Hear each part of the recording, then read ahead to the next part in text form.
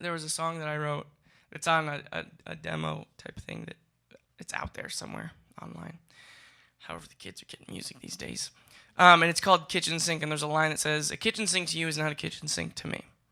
Um, Now this is deep. Ready? This is to sandwich my Dumb and Dumber answer that I had earlier. I feel like our generation of people, we struggle with some things. We struggle with a lot of suicide and depression, and not that I claim to be any sort of professional opinion on those topics, but what I found out is those two issues are really centered around the idea of purpose. What's the purpose? Like, what's the point?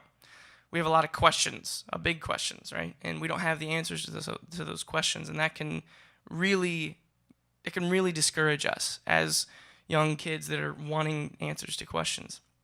So I found out, it's like, well, how can I create purpose for myself? Because I feel like if I had purpose, I'd be able to conquer these two things.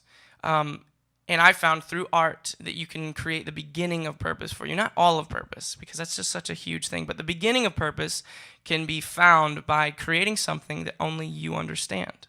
For example, in your darkest hour, when you're trying to figure out whether or not it's worth it to stay alive or just to give up, if you have something that you've created and you know that you're the only person on this earth that can explain that thing, then that can be the thing that you hold on to, and that can be the thing that can help you get through that moment of your darkest hour, I like to call it. So for me, something happened to me at a kitchen sink that was it was awesome, it was good, it was emotional, it was great.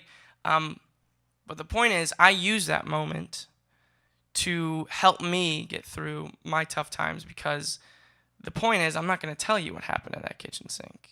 A kitchen sink to you is not a kitchen sink to me, because I like to use that moment as, you know what, if I explain what exactly happened here, then everyone knows, and then it kind of loses its ability to help me justify staying around. So you don't know what a kitchen sink is to me, but it has to do with purpose, and it helps me.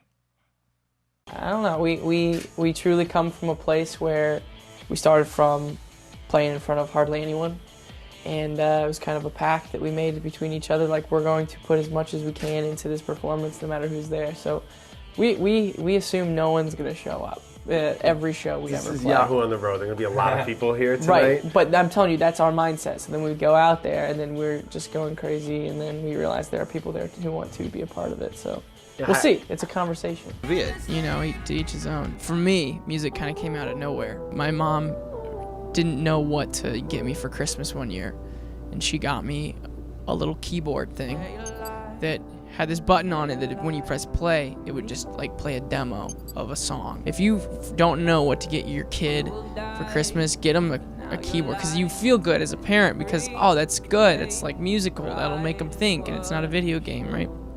So that was my mom's thinking, and honestly, when I got that thing, I was like, and then one time I was just bored one day, seriously, just out of boredom, pulled it out of the closet, and the thing that I was hearing was corresponding with a visual in front of me, and I thought, well, if I can memorize that.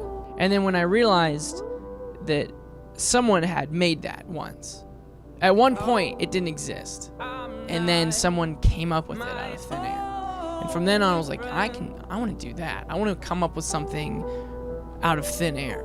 So then I just started writing songs. Though I think that people basically enjoy music all over the world, but we're definitely very direct about it in the UK, and very direct to show appreciation of it. Yeah. I don't know how you found it, but It's hard to explain, because you don't want to offend anybody. Just talking about the differences. don't worry.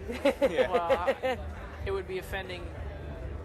You know, there's a difference between American festivals and European festivals, and we're starting to learn that this year. You know, so we kind of gone through a crash course of just different cultures, how people dress, how they respond to different things from stage. And, you know, crowds of people, they all think together. So it's almost like talking to a completely different person, you know, playing to a different country or a different culture. But what's really cool is that at the end of the day, music is that common denominator, and it's just that one language that it's amazing that we all speak that language. You know, not to be too dramatic, but it's amazing seeing how it really unites people. It doesn't even, you don't even have to be speaking their language. It's pretty incredible.